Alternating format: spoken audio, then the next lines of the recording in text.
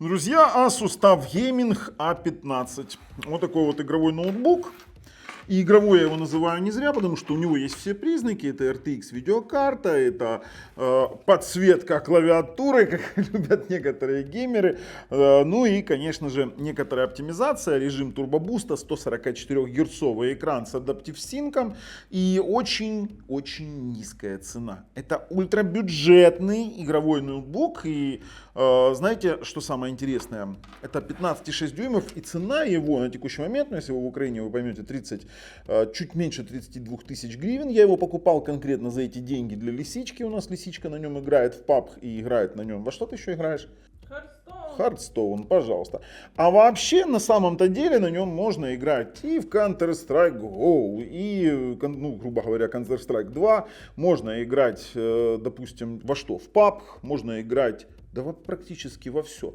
Даже если заморочиться, ну, в Киберпанке я не говорю, Киберпанк на средних настройках вообще там 40-50 FPS спокойно тянет, а вот PUBG тянет до 100 FPS, при этом на высоких настройках, на достаточно хороших. Танчики на ультравысоких спокойно. Потом я про CSGO вообще не говорю. В CS вы можете играть в отличные варианты, как и в Доте в том числе. Но на чем же он построен? Во-первых, это у нас AMD Ryzen 5 7535HS. 16 мегабайт кэш третьего уровня, 6 ядер, 12 потоков и ультрабюджетная видеокарта RTX 3050 от Nvidia Laptop версия. 16 гигов DDR5 памяти, которую можно расширить, ну, как заявляет производитель, до 64, а на сайте, там, где я его покупал, до 32 написано. И да, это, конечно же, не Asus ROG серия, которую я так люблю и вечно делаю обзоры на какие-то ультрадорогие версии. Ну, давайте войдем и посмотрим на экранчик. Смотрим на экран. Давай, показываю, лисичка. Экранчик достаточно яркий, имеет стандартную яркость 250 нит, с хорошими углами обзора, где-то 170 градусов, что, в принципе, скажу вам так, типично для такого ценового бюджета. У нас есть подсветочка аура, кастомизируемая прямо через настроечку винды, но это вы еще в проходочках увидите. Самый обыкновенный тачпад с овердрайвом, в принципе, как для игровых ноутбуков, и нормальный такой себе материал, текстурированный пластик какой-то, знаете, такой достаточно интересный. DTS декодинг, и знаете, что еще интересно? Хороший звук. Немаловажный аспект — это NVMe диск. Здесь стоит конкретно в этом терабайтник. Мы брали NVMe NVM 1.4, PCI-Express 4, X4. Но здесь два слота, и вы можете доставить второй, и будет еще интереснее. По поводу процессора есть варианты на Ryzen 7, есть варианты на Ryzen 5. Мы брали 5, потому что тянет спокойно все, что нам необходимо. И в принципе, знаете как, Ryzen 5 7535HS это 7-я серия, извините меня, до 4,5 ГГц турбобусте. Да здесь можно делать все. Я здесь даже не буду тестировать офисные приложения, не буду тестировать приложения для работы с графикой, либо с, имеется в виду с картинками, либо, допустим, видеомонтаж. Видеомонтаж базовый Full HD он вытянет, для 4К само собой не подойдет. Спокойно редактирует фотографии, спокойно работать, например, в социальных сетях, либо с таблицами и документами. Это вообще не обсуждается. Это компьютер конкретно не такого уровня. Это ультрабюджетный игровой. Конечно же, ребят, подписываемся, нажимаем колокольчик, потому что мы сейчас уже будем переходить его тестировать. Перед этим хочу показать, какие интерфейсы есть. Здесь у нас есть Type-C, USB 3.2, Gen 2, кстати. Есть у нас выход 3.5 на наушнички, вернее, вход под гарнитурку. Есть у нас, видите, две USB 3.1, кстати, USB Type A 3.1, HDMI-чик, LAN RJ45 на 1000 мегабит, кстати, здесь Wi-Fi 6, и вход вот под разъем питания. Здесь мы видим систему охлаждения, здесь еще одна USB-шка-то, ладно, в принципе нормально, и у нас блок питания на 180 Вт. Вот такая вот прелесть. Больше в комплекте ничего нет, поэтому обсуждать-то в принципе больше ничего и не будем. А сейчас мы переходим с вами его и тестируем, а потом делаем выводы. Но перед этим хочу сказать, что ссылки на всех проверенных продавцов разместил в описании под видео, потому что за такую цену взять ноутбук, вот, который так бы работал, достаточно тяжело. Хотя можете в комментариях написать свои варианты.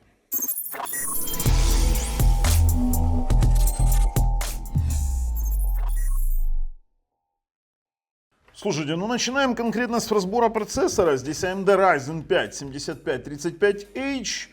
Да, как я и говорил, это конкретные бюджеты, не стоит удивляться. 6-нанометровый, 6 ядер, 12 потоков, как мы видим, да, и у нас вот сама по себе материнка поддерживает PCI-Express 4, память DDR5 16 гигов в базе, ну можно расширить до 64, как видим, двухканальный режим, в четырехканальном 30, ну вернее в субканальном 4 канала 32 бит, и хотя здесь написано DDR5 5600, то нет, работает она, вот я сейчас вам покажу, Ctrl-Shift-Escape, где там наша память, она работает 4800, как и было заявлено производителем. Никто здесь ничего не говорит, базовая частота 3,3, но мы достигали максимальной частоты, здесь я вам сейчас покажу, 3468, грубо говоря, до 3,5 спокойно достигали. Это то, что я показываю, 3581. Вот, 3581 честной частоты. Нет вопросов. И как мы видим сразу, если уже мы вошли в 3D Mark, 5212 баллов. Да, это такой не самый высокий балл, но это среднячок в бюджетном варианте, как мы видим. И если посмотреть на температуры, то смотрите, GPU и CPU 72, 71, 71, 70, 78 у видюхи. Один раз пиковая была у нас 83 градуса на GPU, но это было у нас единственный пик. Во всем остальном в игровых этих моментах 71-70 градусов. Это тоже абсолютно нормально для таких мобильных решений. Ничего с ней не будет и переживать тут уж точно не стоит. По поводу скорости самого процессора, то есть да, мы можем там с вами забенчить, посмотреть, с каким процессором мы можем его сравнить. Core i7 8700K, приблизительно такие же баллы. Либо Core i7 5960, это вообще прям один в один, даже он отстает в одноядерном тесте, то есть это 8 ядер, 16 потоков. Но я вот показываю как есть. Но мы-то оцениваем не потому, что оно там показывает, именно мы оцениваем по тому, что мы увидим с вами в играх, потому что все-таки бюджет реально там 32 тысячи, как мы брали лисички. По видеокарте, конечно же, у нас тут две видеокарты, AMD Radeon, это встроечка, кстати, неплохая встройка, чисто для работы вообще пойдет, объясню для чего она использует на стриме AMD-шку для кодирования, а вот NVIDIA свою играет она во что ты там играешь, в PUBG и в Hearthstone, да? И вот ей этого хватает. Здесь стоит 3050 RTX 3050 лэптоп, 128 бит ширина шины, 4 гигабайта GDDR6 Unix. Ну, в принципе, ничего удивительного. И если посмотреть, допустим, то вот мы его купили за 32 тысячи гривен на телемарте в Украине. И это получается FA506NC HN0026. В принципе, если посмотреть характеристики, 6 ядер, 12 потоков. И все я вам уже фактически озвучил. То есть у нас возможно в Dynamic Boost получить 70 Вт из Dynamic Boost, то есть до 1675 МГц на видеокарту. 144 Гц у нас экранчик, матовый, кстати, и у нас 250 кандел на метр квадратный. Это базовая с контрастом 1000 к 1 и sRGB 62,5 и Adobe 47-34%. С углами обзора 170 градусов. Неплохо, хотя пишут 5,6 ГГц частота, это там просто стоит память 5,6, но по факту 4,8. И сам по себе производитель заявляет 4,8, хотя они здесь пишут 32 гигабайта можно поставить. Поверьте, ставится больше. Ставится больше, потому что, смотрите, мы на сайте самого производителя, а, кстати, у нас здесь с вами стоит, сейчас я скажу вам, какой SSD-шник, у нас здесь терабайтничек стоит на PCI NVMe 4.0. И сам производитель заявляется, хотя они тут пишут 512 гигабайт, дело в том, что до 4,55 ГГц возможен в турбобусте по факту. Ну, то, что мы пока не разогнали, мы не смогли его пока получить, такой момент. А, кстати, ссылки я вообще все разместил в описании под видео. Вот, здесь DTS Audio Processing и сертификация Hi-Res и плюс Wi-Fi 6. Кстати, батареечка 48 часов, литий-ион, 20 вольт, 9 ампер, 180 ватт батарейка. Слушайте, ну ссылку разместил в описании под видео. Вообще на разных продавцов закину ссылку. Я не привязан ни к какому, тут уж выбирать вам. Но думаю, надо начинать игровые тесты. По PUBG мы играем сейчас, выставили средние настройки. Мне было интересно, сколько на средних. Сейчас подтянем высокие. Слушайте, а вообще интересно, 100 FPS. 100 FPS, мать его, на средних настройках. Это как? Ну подожди, настройки расширенные, средние. Средние, а на высоких что мы там получим с вами? 95, 100 FPS. В DirectX 11 100 FPS. Ну, это прям прикольно. Сейчас дойдем, постреляем, конечно, по движущимся мишенькам. Очень интересно получается ситуация. Так, машинки, мотоциклы. Сейчас попробуем пострелять. Получается 96-94 FPS. Чего они так быстро ездят, а? Конечно, надо словить. У меня мышка еще не отрегулирована. Так, чувствительность больше поставим. О, уже получше. Хоть вести можно за кем-то. Слушайте, прикол, а? Просто прикол. Куда вы как бешеные мчитесь? Есть, попал. Куда вы как бешеные мчитесь? Приятный ноутбук. Приятный, действительно приятный ноутбук. Так, куда еще пострелять? Да, вынужден в тренировке. Ну, по моему шмоту вы поняли, да, что я любитель поиграть. Именно в PUBG. Даже, наверное, не любитель. Потому что действительно все очень классно. Это единственная игра, в которой я могу более-менее играть. Вот у меня терпения хватает. В остальных у меня рассеянное внимание, а здесь у меня чисто такой спортивный интерес, азарт. Поиграть именно в PUBG. А ну стоп, что у меня здесь? У меня здесь прицел 6х еще. А у меня 6х и стоит. А ну сейчас куда-нибудь прицелим. Потренируемся. Ну по мотоциклу стрелять. Попал. Второй попал. Вот по мотоциклам не могу попадать. Сильно они маленькие. А ну, блин, мотоциклы это жесть какая-то. А он чудо. Есть, попал. Слушайте, по PUBG вопросов нет. На высоких настройках 90 FPS. А вот Cyberpunk предлагает мне поставить Ray Tracing Low с DLSS Super Resolution. Сейчас посмотрим, чего он нам там предлагает и что у нас получится. Хотя я, честно говоря, очень сильно сомневаюсь. Ну, посмотрим, это 3050. Секундочку, это 3050. Full HD. Само собой Full HD. Мы что под экран, в принципе, тестируем. Мы что взяли ноутбук под экран, что интересно. Ну вот я говорил, что рейтрейсинг сюда вообще нельзя пихать. 30 FPS это достаточно не тот результат, который я хотел бы видеть. Но мы видим, что на рейтрейсинг low, это не про рейтрейсинг, Сейчас будем смотреть, что у нас без рейтрейсинга получится выжать отсюда на Киберпанке. Думаю, кадров 50-60 выжмем.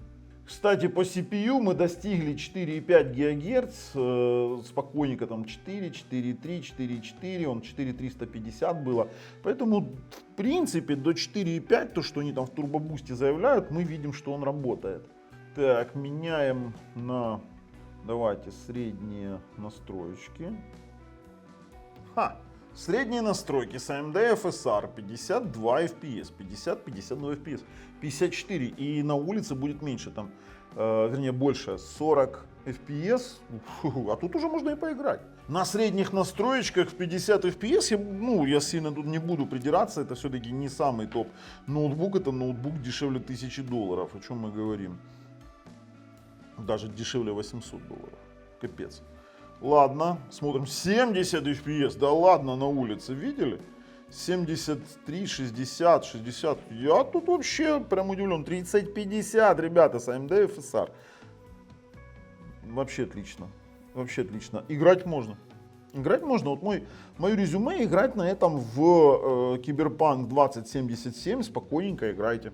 Да, это не рейтрейсинг, но мы и цену с вами не заплатили в 2, в 3, в 4 тысячи долларов, или как мы тестировали Asus ROG Strix Scar, который последний, да, у которого там 50-90, и там он стоит сколько, 6750 в евро, если брать. Так, по Киберпанку отлично. Слушайте, а что там у нас за модуль-то стоит сетевой? Давайте посмотрим. А ну-ка, Wi-Fi 6, 5 ГГц на 149 канале в 1.2 дает. А что за модуль вообще, а? 8852 Realtek. Давайте его переключим на другой модуль. Посмотрим на 160 МГц. А ну сейчас посмотрим, сможет ли он у нас вытянуть в 160 МГц больше, чем 1,2. Так, это мы закрываем. Прям интересно. Смотрим. Да нет, 1,2. На 44 канале нет, он 80 гигагерцовый. Сейчас попробуем с вами какой-нибудь спид-тест. Так, стартуем 5 ГГц и получаем с вами, ну давай, он его будет набирать сначала 200, 300, 400, 500, а ну давай, 600, 700 мегабит. 700 мегабит на Wi-Fi 80 МГц, это очень даже неплохо, 80, для 80 мегагерцового Wi-Fi очень неплохо. Сейчас попробуем 2,4 ГГц и попробуем LAN RJ45. Да, чуть-чуть меня смущает охлаждение процессора. 94 градуса все-таки в играх увидеть иногда пугает, но это AMD. У меня вот стоит Asus ROG Strix, который вот прям передо мной, я на нем работаю. Это 713 на Ryzen 9 6900H, он греется тоже 95 железно и ничего ему нет уже. Работает 3 года, вообще никаких вопросов нет. Давайте на 2.4 переключимся. Удобно, что в маленький формат втиснули полноразмерную клавиатуру. Вообще, ну для меня маленький, 15,6, я 17-18 дюймов. Так, 2.4 работает Wi-Fi 6 протоколе в 802.11ax, 573 мегабита у нас Connect. Сейчас мы попробуем, сколько он выдаст у нас. 2.4, 50, ну здесь средний результат. Ну если выдаст 100, то это будет вообще хорошо. Запросто. 120, 130 это устаревший Wi-Fi 2,4 ГГц, 150 мегабит. Отлично. А на выгрузку больше 200. Слушайте, это прикольно. Сейчас мы LAN RJ45 испытаем. 150 на 250. Даже на 280. Хорошо. Подключили LAN RJ45. Так, здесь у нас 1000 мегабитный LAN. Тестируем на Братиславу. Поехали. Ну, и здесь у нас чистый 1000 мегабитный LAN. Но так как тест на внешний мир, то само собой там 1000 мегабит мы можем не увидеть. Мы можем увидеть 828 там, и на выгрузку сейчас увидим больше. Увидим гигабит, скорее всего. Гигабит это выше 900 плюс служебный трафик. Да, чистый гигабит. Порт. Для подтверждения мы сейчас используем внутренние сервера наши. Стартуем, и здесь мы увидим вот чистейший гигабит, 960, 970, 990. Это HTML5 тест, вообще отлично показывают реальную возможность любого адаптера. Супер. На нашем сервере на 10 гигабитном 987 и на выгрузочку 993. По Crystal Disk Info мы видим, что у нас стоит терабайтничек M2 NVMe SSD NVMe Express 1.4 на PCI Express 4x4, сам по себе SSD-шник PCI Express 4x4. Я предлагаю стартануть тест и посмотреть, что у нас из этого получится.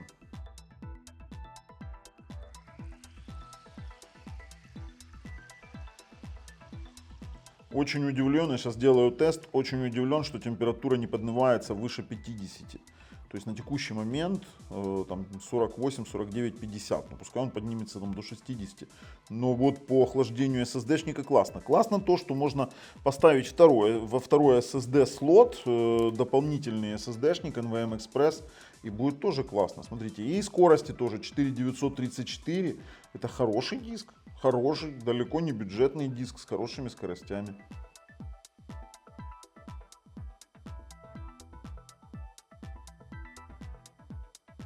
Шикарный тест. Один из хороших тестов на бюджетных ноутбуках. Смотрите, большие скорости, низкая температура. Он добрался до 60 и сразу упал. Все выше 60 не поднималось. Вот это вот действительно хороший тест. Понятное дело, что в Stalker тоже хочется поиграть. На 3050 это еще то, конечно, задание. Но поверьте, выше 30 мы точно поиграть сможем. С DLSS, само собой.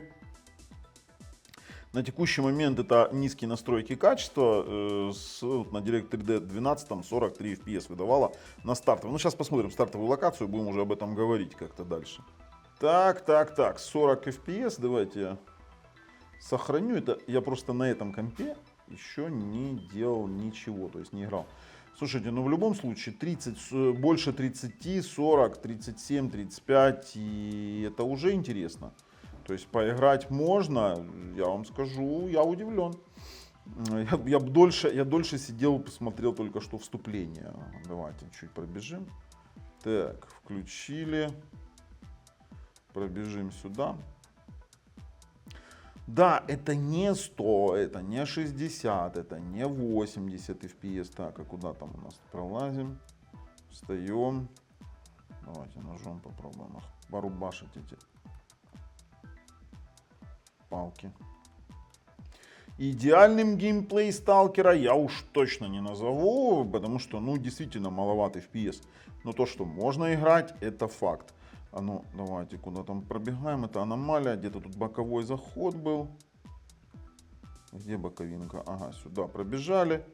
Все, кто играл в Сталкер, меня поймут. Есть мелкие просадки 29. Есть они. Ну, есть как есть. Тут уж я ничего не буду говорить. Зато уверенно могу сказать, что PlayStation 5 тайтлы по типу Horizon, тут 50-60 FPS, при этом давайте посмотрим на настроечки. Смотрите, давайте, графика, у нас сейчас ультра, на ультра, само собой, с DLSS. Вот, пожалуйста, мы играем. 53 там была просадочка, 56. И о чем можно говорить? Здесь нельзя играть... Во что? В Counter-Strike? Да я Counter-Strike даже пробовать не буду. Дота или танки, да, они будут здесь идеально идти. Вы сами это понимаете. Мы с вами попробовали намного тяжелее варианты. Поэтому я уже, в принципе, готов проходить, резюмировать. Ну, меня там могут упрекнуть, что я, возможно, там не протестирую какие-то рабочие программы. Ну, это смешно. Я вам говорю честно. Либо не протестирую YouTube. Да ну, блин, ну, любой стриминговый сервис, который здесь, да, там, возможен. Ну, давайте, 4К геоплейсы мои, в которых я снимаю 4К крутые ролики, да, там, для тестов ТВ-боксов конкретно. Они же здесь будут работать просто-напросто идеально. Давайте включим 4К, он что, не потянет 4К воспроизведение, чисто декодинг? Да, спокойно, без дропов, 4К, VP9, вообще не вопрос. Поэтому мы можем сказать, что, допустим, фильмы, какие-то стриминговые сервисы абсолютно идеально пойдут. Поэтому выходим и делаем выводы. Ну что, по выводам, вы все видели сами.